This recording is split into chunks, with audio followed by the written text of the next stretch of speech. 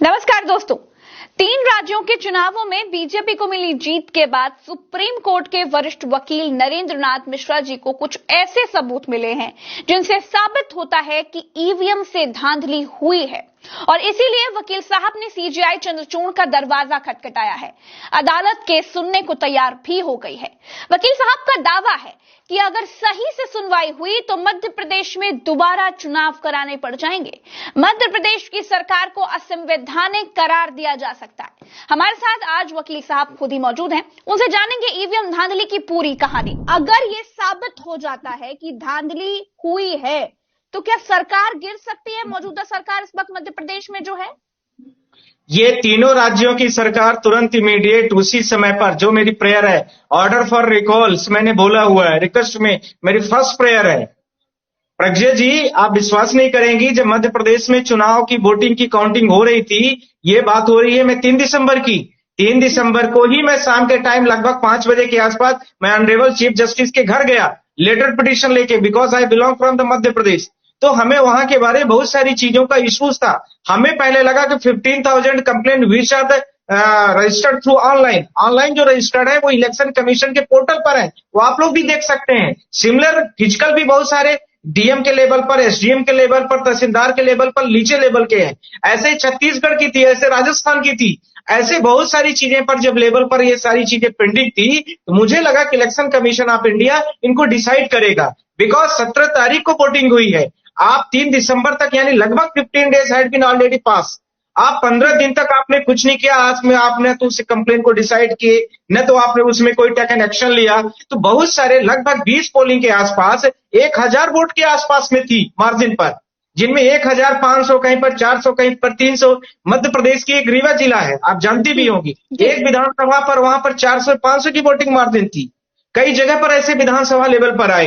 तो मेरा मतलब था ऐसे ही सिमिलर कुछ ऐसे कैंडिडेट भी पाए गए जिनको सिंगल वोट नहीं मिली है। ये छत्तीसगढ़ के एक पटेल जी थे, बीएसपी के कैंडिडेट थे। उन्होंने बोला कि हमारे घर के लोगों ने नहीं दिया, रिश्तेदारों ने नहीं दिया, हम तो अपना वोट दिए। ये सारी चीजें जितने प्रूफ कर रही हैं वो कहीं ना कहीं ईवीएम को लेकर के ही प्रूफ कर रही है। ऐसे ही मध्य प्रदेश में एक जिला जबलपुर है। जबलपुर में बहुत सारी ईवीएम की काउंटिंग होते समय पर ड्यूरिंग में उस पोलिंग में जितने लोग थे उसमें, जैसे मान लीजिए आप, हम सारे लोग कैंडिडेट हैं, कंस्टेंटिव कैंडिडेट, 5-5-5-5 5-5-5 सारे लोग इक्वल डिजिट पा रहे हैं। 270 how can it possible that entire same number digit will be get you there? ये मेरा अगला आर्गुमेंट था। सिमिलरली अगला इसी में मैं पॉइंट करना चाहता हूं। हम कह रहे हैं कि आप लोगों ने देखा होगा हमारे पास बहुत सारे कैंडिडेटों ने, जब ये वीडियोस वायरल हुई और उसके साथ में सुप्रीम कोर्ट ने सुनवाई करना शुरू किया, 2 हियरिंग भी इस पे हो गई। सुप्रीम कोर्ट ने प्रॉपर डायरेक्शन भी दे दिया कि मध्य प्रदेश छत्तीसगढ़ के सारे मामलों को लेकर के सुनवाई होगी। और वो ऑर्डर मतलब 8-10 दिन बाद डिले लगभग उसको उसमें ऑर्डर अपलोड किया गया कोर्ट के। उसमें हमने इसके साथ में ही ईवीएम के जो मशीनें हैं, ईवीएम की मशीनें, उसके साथ में वीवीपैट की मशीनें जितनी हैं वो खराब हो रही है, उसके बाद से शुरू हो गई। जैसे हम इलेक्शन सुप्रीम कोर्ट में आए, इनकी दुनिया भर की चीजें ऐसे आना शुरू हो गई। तो हमारे मन में ये भी चीज आ गई कि 45 डेज में इलेक्ट्रॉनिक एविडेंसेस हमारे खराब हो जाएंगे, क्योंकि वीवीपैट वगैरह के 45 दिन से ज्यादा डेटा नहीं रह सकते हैं। साथ में ये रोज वीवीपैट खराब होने के 6.6 लाख वीवीपैट खराब इन्होंने बता दिया। ऐसे ही इन्होंने ईवीएम को बेंगलुरु भेजना शुरू कर दिया। ये बहुत सारे बड़े बड़े न्यूज पेपरों ने, द हिंदू ने कवर किया है, इसके साथ में बड़े बड़े न्यूज पेपरों ने कवर किया है। तो ये मेरा मतलब था कि जब आपको पता है कि सुप्रीम कोर्ट में सुनवाई चल रही है, सुप्रीम कोर्ट ने प्रॉपर डायरेक्शन दे दिया, आफ्टर डायरेक्शन भी आप ये सारे काम कर रहे हो, कि कैसे पॉसिबल है? तो जो प्राइमरी और सेकेंडरी किसी केस का एविडेंस होता है, तो this is the secondary evidence. हम उनको प्रिजर्व करने के लिए रिक्वेस्ट, हम उनको लैब में रिक्वेस्ट करते हैं कोर्ट को, इनकी सबकी जो ईवीएम की मशीनें हैं, वीवीपैट है, उसमें जो यूज की गई चिप है, जो उसमें कोडिंग डाली गई है 01 जो कोडिंग होती है, उन सबको आप प्रिजर्व करिए और उनको लैब से एक सर्टिफिकेट लैब से सर्टिफिकेट आप दीजिए, और उसके प्रॉपर में छेड़छाड़ है कि नहीं है, वो सारी चीजें आनी चाहिए। ये सारे सबूतों को देखते हुए मुझे यह लगने लगा कि ईवीएम से टेम्परिंग की जा सकती है, और इसमें इलेक्शन कमीशन ऑफ इंडिया की जो आर्टिकल 324 में उसके पावर्स दिए गए, उसका कंप्लीट मिसयूज कर रही है। करंट में फ्री फेयर इलेक्शंस को लेकर के जो president of India, vice president of India, इस समय पर MP member of parliament, MLAs मतलब जो लेजिस्लेटिव असेंबली है, एमएलसी, इनका चुनाव कराने की जिम्मेदारी दी गई है। आर्टिकल 400 के आसपास उसमें हमारे कॉन्स्टिट्यूशन में स्पेसिफिक आपको 324 से लेकर के 329 तक आपको स्पेसिफिक जगह दी गई है। केशवानंद भारती का बहुत बड़ा जजमेंट है। उस जजमेंट में स्पेसिफिक कहा गया है कि basic structures can not be demolished by the any particular judiciary. अब बेसिक स्ट्रक्चर में क्या क्या है? फंडामेंटल हमारे राइट्स है। बेसिक स्ट्रक्चर में क्या है? डेमोक्रेटिक कंट्री है इंडिया। नरेंद्र मिश्रा जी, देखिए, ईवीएम जो है उसकी कमांड चुनाव आयोग के हाथ में होती है। चुनाव आयोग की भूमिका आप किस तरह से देख पा रहे हैं? चुनाव आयोग की भूमिका इस समय पर आप हमारे साथ में 15,000 जो कंप्लेंट थी वो किसी पर्टिकुलर पार्टीज की नहीं थी। प्रज्ञा जी, आप ध्यान रखिए, न तो भाजपा से रिलेटेड है, न कांग्रेस से रिलेटेड है, न किसी पार्टी, बहुजन समाजवादी, किसी से नहीं, मतलब वो आम जनता की कंप्लेन है। और हो सकता है कि किसी पार्टी विशेष की भी हो, उससे हमारा कोई लेना देना नहीं। हमने यह भी बोला कि आप 5 के 5 राज्यों की कंप्लेन उठा लीजिए, आप फ्री फेयर इलेक्शन कराइए, ये आपकी जिम्मेदारी, जवाबदेही है। दूसरा, आप दूसरी पॉइंट को देखिए, पिछले 6 महीने से अपोजिशन के लीडर ने, जितने भी इंडिया के अपोजिशन के लीडर हैं, हमें बहुत सारे लोगों ने कांटेक्ट किया जो बड़े इंडिया के मतलब लोकसभा के एमपी हैं। उन्होंने बोला हम 6 महीने से रिक्वेस्ट कर रहे हैं इलेक्शन कमीशन ऑफ इंडिया से, वो हमें टाइम नहीं दे रहे हैं। अभी करंट में 19 दिसंबर को इंडिया अलायंस ने पूरा रेजोल्यूशन पास करके और उसके साथ में memorandum election commission of India के पास भेजा। Election commission of India single time नहीं देने को तैयार है। तो इसका मतलब क्या है? आप किसके लिए इलेक्शन कराना चाहते हो? किसी स्पेसिफिक पार्टी के लिए, या स्पेसिफिक की व्यक्ति के लिए, या स्पेसिफिक किसी अपने लिए, या अपने व्यक्तिगत हित के लिए? यह जो भी चीजें आएंगी फ्री फेयर इलेक्शन, वो हमारे आने वाली पीढ़ी के लिए होंगी। उसमें इलेक्शन कमीशन ऑफ इंडिया के भी बच्चे वोट डालेंगे, चीफ जस्टिस ऑफ इंडिया के भी बच्चे डालेंगे, आपके भी घर के होंगे, मेरे भी घर के होंगे। यानी 140 करोड़ की जो इंटायर जनता है, पॉपुलेशन है, उनको सबको ये क्लाइमेट, पॉजिटिवली क्लाइमेट मिलना चाहिए। ये मेरा इशूज है। तो क्या और इसमें बिल्कुल भरोसे के लायक नहीं रही क्या? आपको? मुझे नहीं लगता है। आप देखिए, आप खुद बताइए कि जब सुप्रीम कोर्ट में मैं 3 दिसंबर से सुनवाई भी चल रहा है, मैं सू मोटो के लिए ऑनरेबल चीफ जस्टिस के पास गया, फिर उन्होंने बोला मुझे रिट पिटीशन पर आप आइए। रिट पिटीशन पर मैं आया, उसमें थोड़ा टाइम लगा। फिर उसके बाद आप देखिए कि सुनवाई भी 2 बार हो गई, डायरेक्शन भी हो गए सुप्रीम कोर्ट में। इसके पहले ईवीएम पर सुनवाई नहीं हो रही थी। ये सारी चीजों को लेकर के मैं आपसे ये बोलना चाहता हूं आपके माध्यम से कि इलेक्शन कमीशन ऑफ इंडिया की जब ईवीएम इतनी खराब थी तो ऐसे चुनाव में क्यों लगाया आपने? वीवीपैट 1-2 खराब होती थी चल जाता है, 6-6 लाख वीवीपैट खराब हो पाए जा रहे हैं। अब इन सारी चीजों का कनेक्शन यूपी में एक फर्रुखाबाद जिला है, आप जानती होंगी, वहां पर देखिए 800 ईवीएम जला दिए गए। जो बस शब्द को मैं यूज करूं, आप उसको कॉन्फिडेंशियल दीजिए। वहां पर बोला, किसी पेपर ने बहुत बड़े लेवल पर छापा कि वहां पर कोई इलेक्ट्रॉनिक सर्किट है ही नहीं है, वहां पर बिजली की सप्लाई नहीं है। इसका मतलब वो कैसे जल गई? कहीं न कहीं से फॉल्ट किया गया, यानी बिजली का कलेक्शन तो नहीं था कम से कम। तो फिर उसके जलने के कारण क्या हो सकते हैं? तो ईवीएम का जलाना ये कोई कॉन्स्पिरेसी है? इसके पीछे खुलकर बताइए नरेंद्र मिश्रा। नहीं, कॉन्स्पिरेसी का शब्द तो हाँ, वो तो लग ही रहा है, आपको भी लग रहा होगा, मुझे भी लग रहा है कि जिस जगह पर लाइट नहीं है वहां पर आप बिना लाइट के क्या वहां पर बारिश हो नहीं रहती कि पूरा ऊपर से बिजली गिरी और पूरा ईवीएम जल गई? ये भी नहीं पॉसिबल हुआ। आप इससे भी बड़ा उदाहरण देखना चाहती हैं, मध्य प्रदेश के छत्तीसगढ़ के उदाहरण देख लीजिए। राजस्थान, मुझे इतने कैंडिडेटों ने अपने अपने पोलिंग लेवल पर, मैं आपको पर्सनल भी भेज दूंगा, आप देखना कि उनके इतनी बड़ी स्लिप मिली है। उस स्लिप में लिखा गया कि जब इलेक्शन कंडक्ट हो रहा है उस समय पर 75 मतलब 99% ईवीएम चार्ज है चुनाव के दौरान पर 17 दिसंबर को। उसके बाद जब उसकी पैकिंग की जाती है तो उसमें लिखा गया फला ईवीएम नंबर सो, उसके बाद चार्जिंग कितनी थी, अब कितनी, 75%। आप देखिए 3 दिसंबर को जैसी पेटी मतगणना के लिए खोली जाती है, ईवीएम को चेक किया जाता है, तो ईवीएम फिर 99% कैसे चार्ज हो गई? सारे कैंडिडेट यही क्वेश्चन कर रहे हैं, हम भी इलेक्शन कमीशन से यही किए थ्रू सुप्रीम कोर्ट। हमने उनसे 6 क्वेश्चन पूछा है। पहला, क्या ईवीएम अपने से चार्ज हो सकती है? Question number 1। दूसरा, क्या ईवीएम को चार्ज करने वाले इलेक्शन कमीशन वाले लोग हैं? तीसरा, इलेक्शन कमीशन के साथ में क्या पैरेलल जो स्पेसिफिक पार्टी है वो लोग हैं? चौथा, इलेक्शन कमीशन की अनुपस्थिति में बहुत सारे लोग जो विभिन्न पार्टीज के हैं वो गए। पांचवा, इसके साथ में ये कोई नहीं गया तो आपका कोई इंटैक्ट मतलब दूसरे तरीके से बाईपास रूट से कोई व्यक्ति गया, या आप में से किसी एक स्पेसिफिक पार्टी का व्यक्ति गया और वो आपको नहीं बताया। ये सारी चीजें कॉन्फिडेंशियल है, आप उसका जवाब दीजिए। कैसे 99% बैटरी अपने आप ऑटोमेटिकली चार्ज हो गई? मेरे पास से कोई डिवाइस नहीं है और दुनिया में भी कोई डिवाइस ऐसी नहीं है। तो ये सारे प्रश्न हैं। नरेंद्र मिश्रा जी, देखिए, ईवीएम डिपेंडेंट है चुनाव आयोग पर, और चुनाव आयोग टोटली अप्रत्यक्ष तौर पर डिपेंडेंट है सरकार की तरफ। अब तो एक कानून और पास हो गया है जिसमें मुख्य चुनाव आयुक्त को भी मोदी जी ही चुनेंगे। तो ये सब कुछ जो दिखाई दे रहा है, आप जिस तरह के सबूत बता रहे हैं, ये तो बड़ा खतरनाक है फिर लोकतंत्र के लिए। देखिए, मैंने ऑनरेबल चीफ जस्टिस से रिक्वेस्ट भी कर लिया है और मैं फिर से मेंशनिंग अभी अर्जेंसी मेंशन कर दिया हूं कि ये जो है तो ईवीएम बहुत जल्दी से फिर खराब हो जाएगी इनकी। पूरा बेंगलुरु भेजा जा रहा है। ये 14 तारीख की न्यूज बहुत बड़े लेवल पर आई, तब से मैं ट्राई कर रहा हूं। और ये जैसे ईवीएम खराब हो जाएगी तो पूरा डेटा का डेटा डिलीट हो जाएगा, या हो सकता है कि 2024 की तैयारी की जा रही हो, ऐसा भी हो सकता है ईवीएम में। तो वीवीपैट खराब पाया जा रहा है। तो जो हमारे सेकेंडरी एविडेंसेस हैं, ये जनता के 140 करोड़ का मामला है।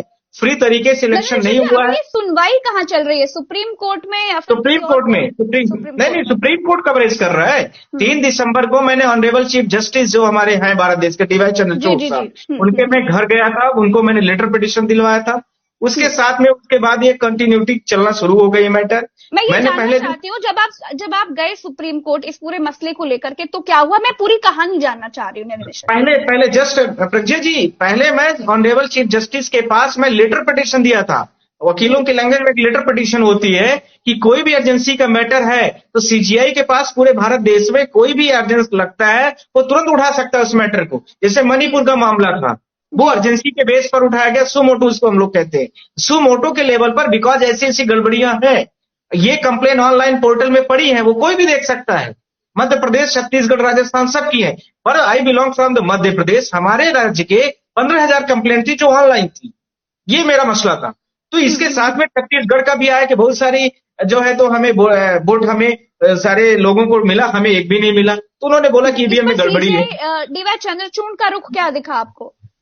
अब उसके बाद उनका जो स्टाफ था मुझे यह बोला कि आप इस मामले को लेकर के आप प्रॉपर पिटीशन, पहले 3-4 दिन हमें लगा कि सुमोटो में आ जाएगा ये मामला। 3-4 दिन तक नहीं आया। सीएम का बनना शुरू हो गया, ओथ होना शुरू हो गई, मंत्रिमंडल के गठन के बारे में बड़े लेवल से बात शुरू हो गई। तो हम ऑनरेबल जस्टिस के जो स्टाफ था उनके थ्रू कन्वर्सेशन पूर्ण किए, जो एडवोकेट हमारा कोर्ट में जनरल रजिस्ट्रार होते हैं। तो वो सारी चीजों को लेकर उन्होंने फिर कन्वे किया। फिर वो इधर उधर बातें घूमने लगी कि छुट्टियों के बाद लिया जाए मैटर, कभी लिया जाए। हम फिर जाके सीधा मेंशनिंग स्टार्ट कर दिए। तो ऑनरेबल चीफ जस्टिस साहब is a very cooperative person. उन्होंने सीधा बोला the entire facts already I know about this matters mister council, please you come with the memorandum, जो हमारा सुप्रीम कोर्ट का अर्जेंसी का एक फॉर्मेट है, आप उसके साथ में आइए। तो हम उसके साथ में आए। अब ये सारी चीजों को लेकर के जैसे ही हम कोर्ट में पहुंचे तो वो कोर्ट में सुनवाई के लिए अगले दिन वो मैटर लग गया। अब जब मैटर लग गया तो वो सारी चीजें हमारी फिर से ऑन द वे पर आ गई। ठीक, तो ये मैं कहना चाहता हूं आपके माध्यम से कि कोर्ट ने फिर उसको लिस्टिंग किया, अर्जेंट लिस्टिंग में किया। आप इस चीज का यकीन नहीं करेंगी, उस दिन सुप्रीम कोर्ट में बड़े से बड़े मैटर लगे थे और उसके साथ में इस मैटर को जगह दी गई और उसमें प्रॉपर तरीके से हियरिंग शुरू हुई। डायरेक्शन दिया गया कि इसमें सुनवाई की जाए, पर हाई कोर्ट को दिया गया और मध्य प्रदेश, छत्तीसगढ़ दोनों को क्लब करने के लिए बोला गया। हालांकि वो चीजें ऑर्डर पर नहीं आई तो उसको लेकर के हमने क्लैरिफिकेशन डाला और उसके साथ में ऑर्डर फॉर डायरेक्शन डाला कि ये सारी चीजों को फिर से सुप्रीम कोर्ट डायरेक्शन करे इलेक्शन कमीशन ऑफ इंडिया को कि जितनी वीवीपैट मत। जी नरेंद्र मिश्रा जी, पहली बार है कि इस पूरे मसले को, ईवीएम का जो मुद्दा है, इसको बहुत गंभीरता से उठाया जा रहा है, क्योंकि सवाल तो पहले भी कई बार हुए। आम आदमी पार्टी के एक विधायक ने तो डेमो भी देने का प्रयास किया, लेकिन वो बात आई गई हो गई, हवा में उड़ गई बात। अब इस बार पहली बार ऐसा है कि सुप्रीम कोर्ट के तमाम वकील, आप जैसे वकील, इस मुद्दे को लेकर के डीवाई चंद्रचूड़ के दरवाजे तक पहुंच गए हैं और अब लग रहा है कि यह मामला कुछ ना कुछ तो रूप जरूर अख्तियार करेगा, इसका कुछ ना कुछ असर जरूर दिखाई देने वाला है। अब मैं ये जानना चाहती हूं कि ये सब जो हो रहा है, ईवीएम में जो धांधली है, आपको कैसे पता चला और आपके दिमाग में कब आया कि नहीं, इस पर तो जरूर कुछ करना चाहिए, सीजीआई तक पहुंचना चाहिए ये मामला?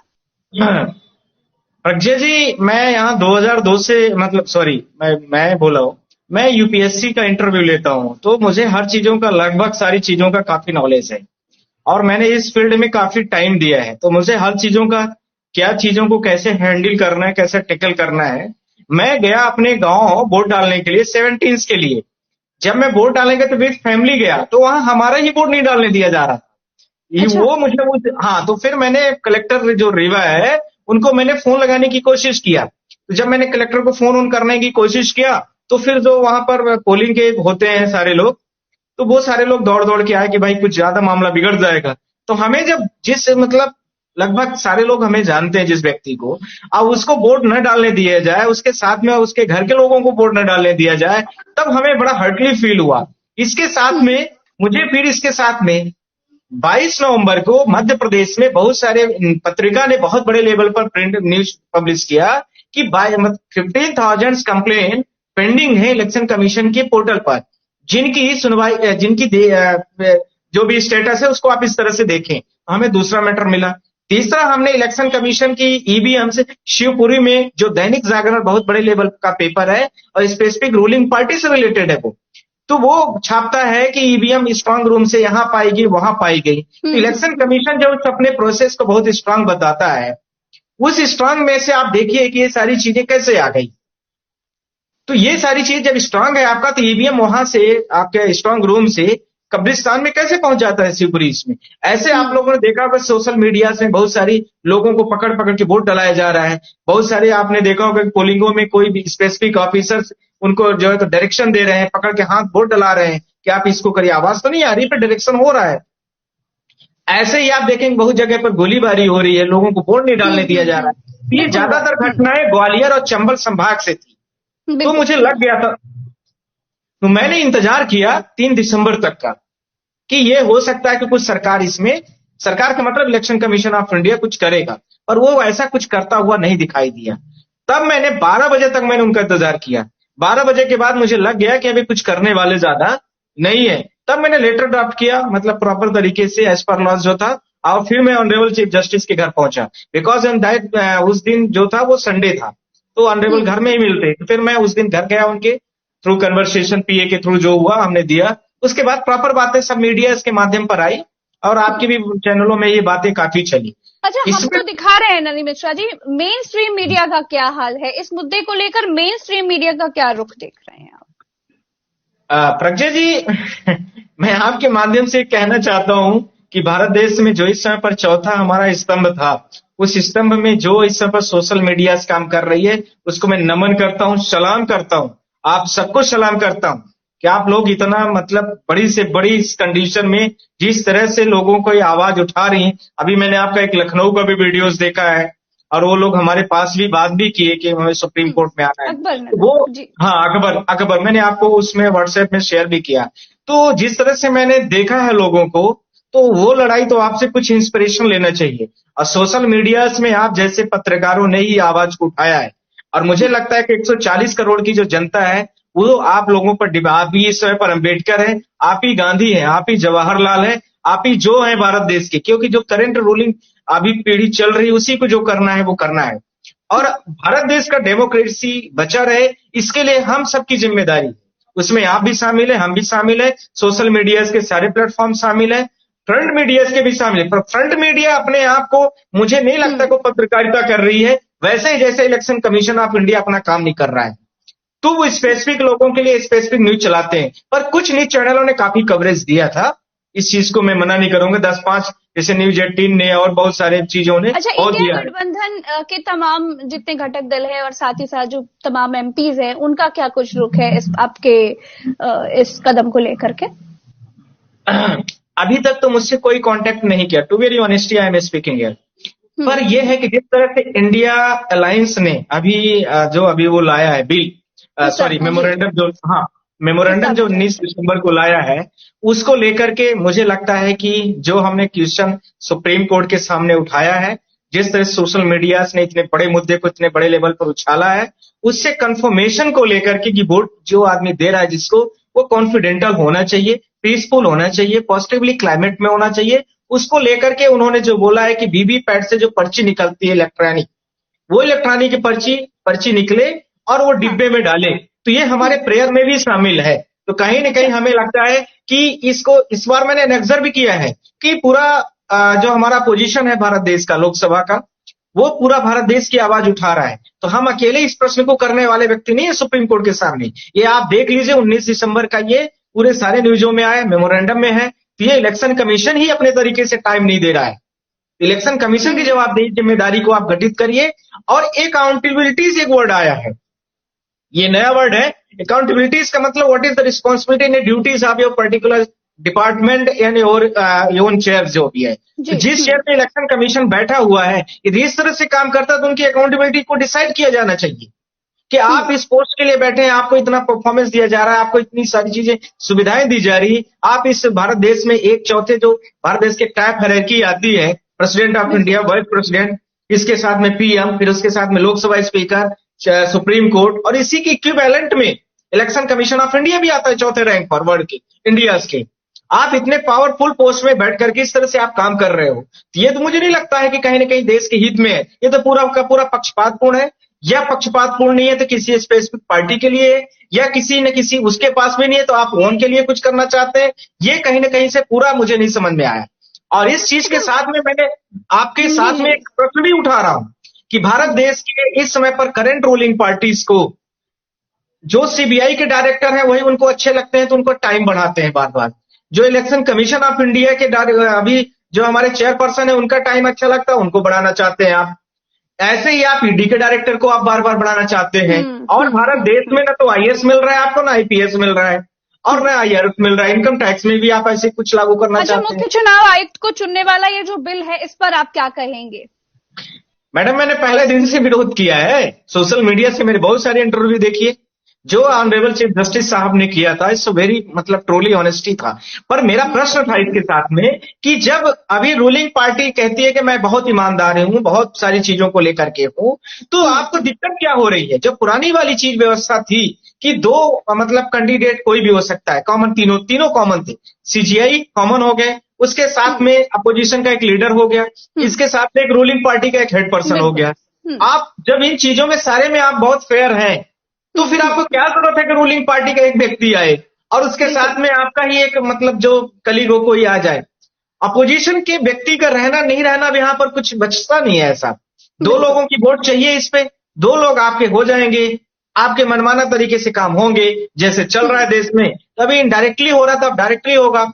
अभी कुछ दिनों पहले जस्टिस फरमान रमीन अभी हमारे हैं सुप्रीम कोर्ट के रिटायर्ड जस्टिस हैं, उन्होंने इतनी बड़ी टिप्पणी की है कि भारत देश की डेमोक्रेसी इतने बड़े खतरे पर जा रही है, जिसको लेकर के सीजीआई को भी उन्होंने इनडायरेक्टली तरीके से सबको बोला है कि इस तरह से नहीं करना चाहिए। और यह भी बोला है कि जिस तरह से ईडी और सीबीआई किसी भी व्यक्ति विशेष को टारगेट करती है तो आप इस तरह से रूल बनाइए कि ये लोग व्यक्ति विशेष को लेकर के टॉर्चर कर रहे हैं या कुछ भी कर रहे हैं उसके ऊपर सीधा डायरेक्ट एफआईआर करिए और उनको सीधा अरेस्ट करने का करिए। आप ये चीजें होनी चाहिए। जैसे मान लीजिए आप बड़ी पत्रकार हैं, आप सोशल मीडिया से बड़ा क्वेश्चन उठाती हैं, अब आपके ऊपर कुछ चीजें ऐसी आ जाए, गवर्नमेंट को करंट रूलिंग कोई भी कर दे, तो इसके लिए क्या व्यवस्था है? हमारे पास कुछ नहीं है। तो इसके लिए जस्टिस जो नरीमन का हमारा अभी स्टेटमेंट आया है इंडिया टुडे में, उन्होंने बहुत बड़ा इंटरव्यू दिया है, उसका फॉलोअप होना चाहिए। इसको लेकर के भी हम लोग आएंगे, पर अभी हमारी लड़ाई सिर्फ और सिर्फ ईवीएम को लेकर के है। तब तक जब तक ईवीएम का बैलेट पेपर में सारी चीजें न आ जाए, काउंटिंग उनके डिब्बे में रख दी जाए, वोटिंग जो हमारे पेपर्स आते हैं उसमें रख दिया जाए। नरेंद्र मिश्रा जी, एक आखिरी सवाल आपसे ये है कि जिस तरह से सुनवाई चल रही है सुप्रीम कोर्ट में, जिस तरीके से इस मामले को बहुत गंभीरता से उठाया जा रहा है, सीजीआई भी बहुत गंभीर है इस पूरे मसले को लेकर के, आपको क्या लग रहा है कि ये 3 राज्यों की सरकार गिरना कितना असंभव है? प्रज्ञा जी, आपका क्वेश्चन तो वैसे हो गया कि जैसे मैं आज ऑर्डर लिखवा रहा हूं। मुझे मेरी प्रेयर में है order for recall first day से। हमसे जिस दिन हियरिंग हुई उसी दिन बोला गया है कि ये सारा चीज खत्म हो चुका है। 15 तारीख को सेकंड हियरिंग हुई, उसमें बोला गया कि सारी चीजें तो अब खत्म हो गई हैं, तो अब आपके पिटीशन के क्या मतलब है? तो मैंने फर्स्ट आर्गुमेंट यही किया है कि my matter is not pending at 2 days, my matter is started from 3 December. 3 दिसंबर की वोट की काउंटिंग हो रही है, मैं आपके पास पहले आया हूं, आपके घर पर आया हूं। किसी आप ये नहीं कह सकते हो कि अब मैटर का क्या महत्व है। तो हमें सीधे बोल रहे हैं ऑनरेबल चीफ जस्टिस से, ये आप अब इस चीज को लेकर के ये नहीं कह सकते कि 3 तारीख को आपने नहीं बताया था मुझे। हम 3 तारीख को बता रहे हैं, तब सर्टिफिकेट नहीं बटा था, तब आपने क्यों नहीं एक्शन लिया? हमने आपको लेटर पिटीशन दिया है, हमने आपको अर्जेंसी भी मेंटेन किया है। अब वीवीपैट और ईवीएम मशीनें कल को फिर में मिले हमें, तो हम तो आपको उसी दिन से बता रहे हैं। अब आप ऑर्डर न करो तो हमारी ड्यूटी है कि हम आपसे प्रेयर करें, हम आपके पास एप्लीकेशन लेके आए, लेटर लेके आए। कुछ आप लोगों की भी तो जिम्मेदारी है। जो भारत देश का संविधान है उसकी रक्षा करना। चीफ जस्टिस ऑफ इंडिया का आर्टिकल में स्पेसिफिक पावर दिया गया है कि उनकी ये पावर है, आर्टिकल 141 से लेकर के आप पढ़ लीजिए आगे तक का। उनकी रक्षा करना उनकी जिम्मेदारी है, और फंडामेंटल हमारे राइट का वायलेशन हो रहा है जिसकी भी जिम्मेदारी उन्हीं की है कि उसकी वो रक्षा करें। और आप बहुत बड़े सबूतों के साथ इस वक्त अड़े हुए हैं, और लग रहा है कि आप जिस मुद्दे को लेकर बहुत गंभीरता से आगे बढ़ रहे हैं, वो मुद्दा इंडिया गठबंधन के तमाम एमपी, तमाम नेता, तमाम घटक दल इसे अपना मुद्दा जरूर बनाएंगे। तो बहुत बहुत शुक्रिया नरेंद्र मिश्रा जी समय देने के लिए। आभार।